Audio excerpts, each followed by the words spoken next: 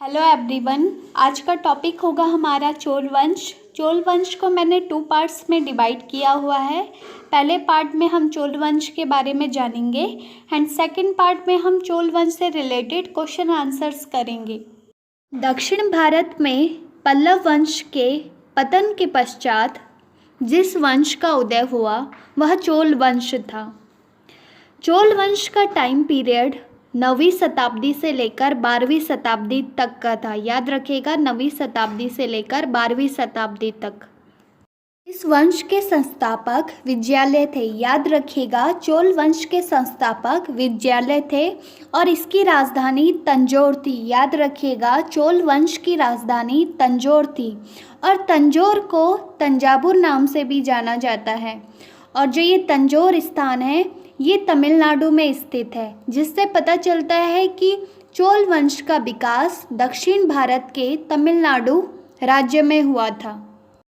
इस वंश के 2 प्रमुख शासक थे, पहले राजराज प्रथम और दूसरे राजेंद्र प्रथम।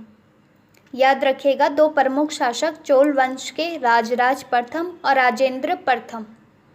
अब हम राजराज प्रथम के बारे में थोड़ा देख लेते हैं। राजराज प्रथम ने श्रीलंका पर आक्रमण कर वहां के राजा मिहिम पंचम को भगाकर श्रीलंका के कई प्रदेशों पर विजय प्राप्त कर ली और विजयित प्रदेशों को चोल साम्राज्य का एक नया प्रांत बनाकर उसका नाम दे दिया मुंडी चोल मंडलम। कौन सा नाम दिया? मुंडी चोल मंडलम। क्वेश्चन में आ सकता है ये मुंडी चोल मंडलम, जो कि श्रीलंका के कई प्रदेशों को मिलाकर एक नया प्रांत बनाया गया है और इसकी राजधानी पोलनरुवा को बनाया गया। अगला पॉइंट राजराज प्रथम से रिलेटेड ये है कि ये शैव धर्म को मानते थे और इन्होंने तंजौर में राजराजेश्वर शिव मंदिर बनवाया। याद रखिएगा, क्वेश्चन आ जाता है कई बार एग्जाम में कि राजराजेश्वर शिव मंदिर किसने बनाया, तो आप याद रखिएगा राजराज राजेश्वर मंदिर तंजौर में राजराज प्रथम ने बनाया। इनसे रिलेटेड 3 पॉइंट्स हमें याद रखने हैं कि राजराज प्रथम ने श्रीलंका पर आक्रमण कर मिहिम पंचम को भगाकर वहाँ एक नया प्रांत विकसित किया और उस प्रांत का नाम था मुंडी चोल मंडलम। मुंडी चोल मंडलम, ठीक है। दूसरा कि ये शैव धर्म को मानते थे और तीसरा पॉइंट ये है कि इन्होंने राजराजेश्वर शिव मंदिर तंजौर में बनाया। अगला चोल शासक राजेंद्र प्रथम पर आते हैं। राजेंद्र प्रथम को इस वंश का सबसे प्रतापी राजा माना गया और इन्हीं के टाइम चोल साम्राज्य का सबसे अधिक विस्तार और विकास दोनों हुआ। इन्होंने बंगाल के पाल शासक महिपाल को पराजित किया और पराजित करने के पश्चात गंगेकोट चोल की उपाधि धारण की। याद रखिएगा, चोल शासक राजेंद्र प्रथम ने बंगाल के पाल शासक महिपाल को पराजित करने के बाद गंगेकोट चोल की उपाधि धारण की। किसकी उपाधि? गंगेकोट चोल की उपाधि। और इन्होंने चोल गंगम नामक विशाल तालाब का निर्माण करवाया। क्वेश्चन आ सकता है आपके एग्जाम में कि चोल गंगम नामक विशाल तालाब का निर्माण किसने करवाया, तो इसका निर्माण राजेंद्र प्रथम ने करवाया और ये चोल शासक थे। राजेंद्र प्रथम से रिलेटेड आपको 3 पॉइंट्स याद रखने हैं। पहला कि इन्हीं के शासन में सबसे अधिक चोल साम्राज्य का विकास भी हुआ और विस्तार भी हुआ।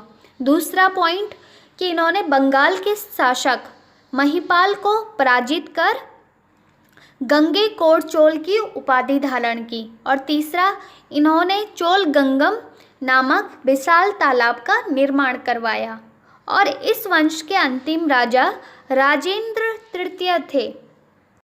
अब हम चोल वंश की कुछ महत्वपूर्ण विशेषताओं को देख लेते हैं। चोल वंश की सबसे महत्वपूर्ण विशेषता स्थानीय स्वशासन प्रणाली है। चोल वंश ने ही सबसे पहले इस प्रणाली को लागू किया था, स्थानीय स्वशासन प्रणाली को। कई बार एग्जाम में पूछा गया है ये क्वेश्चन कि स्थानीय स्वशासन प्रणाली का विकास किस वंश ने किया, तो आप आंसर दे सकते हैं चोल वंश ने किया। या ऐसे भी पूछ सकता क्वेश्चन कि चोल वंश की सबसे महत्वपूर्ण विशेषता क्या थी, तो वो भी आप आंसर दे सकते हैं, स्थानीय स्वशासन प्रणाली। स्थानीय स्वशासन होता क्या है, ये बात दिमाग में घूमने लग गई है। तो स्थानीय स्वशासन एक ऐसी शासन प्रणाली है जिसमें प्रत्येक निर्णय तथा कार्य में जनता की भागीदारी होती है। अगर कोई भी राजा या प्रशासन या शासक कोई निर्णय लेता है या कोई कार्य करवाता है तो उसमें जनता की भागीदारी होती है, ऐसी शासन प्रणाली होती है स्थानीय स्वशासन। साथ ही साथ इस प्रणाली में जनता कई समस्याओं को स्वयं दूर कर सकती है। और इस प्रणाली का प्रमाण हमें कहाँ से मिला? इस शासन प्रणाली का प्रमाण हमें चोल वंश के उत्तर मेरु अभिलेख से मिला। चोल वंश के उत्तर मेरु अभिलेख में इस शासन प्रणाली के बारे में लिखा गया है। और इस शासन प्रणाली द्वारा चोल वंश ने ग्राम सभा को 3 हिस्सों में बांटा। पहला हिस्सा है उर, दूसरा है सभा या महासभा और तीसरा है नगरम। सामान्य मनुष्यों की संस्था को उर कहा जाता था और वरिष्ठ ब्राह्मणों की सभा को महासभा या सभा कहा जाता था और व्यापारियों की संस्था को नगरम कहा जाता था। याद रखिएगा, सामान्य मनुष्यों की संस्था को उर कहा जाता था, वरिष्ठ ब्राह्मणों की सभा को सभा या महासभा कहा जाता था और व्यापारियों की संस्था को नगरम कहा जाता था। एक और बात इससे रिलेटेड याद रखिएगा कि चोल वंश में वरिष्ठ ब्राह्मणों को अग्रहार कहा जाता था। क्वेश्चन आ सकता है कि अग्रहार किससे रिलेटेड है, तो आप लिख सकते हो वरिष्ठ ब्राह्मणों से।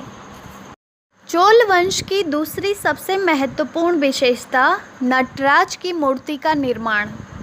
सबसे पहले चोल वंश ने ही भगवान शिव की नटराज मूर्ति की कल्पना की और कांसे के नटराज मूर्ति का निर्माण करवाया।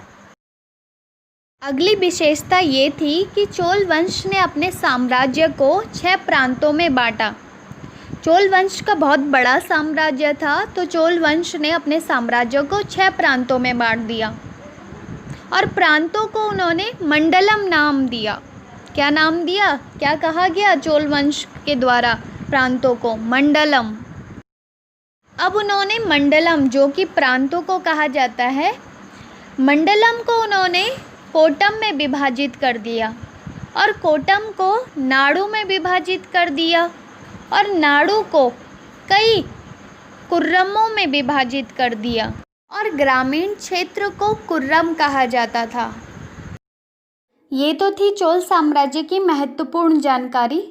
अब हम चोल साम्राज्य से रिलेटेड क्वेश्चन आंसर अगली वीडियो में करेंगे।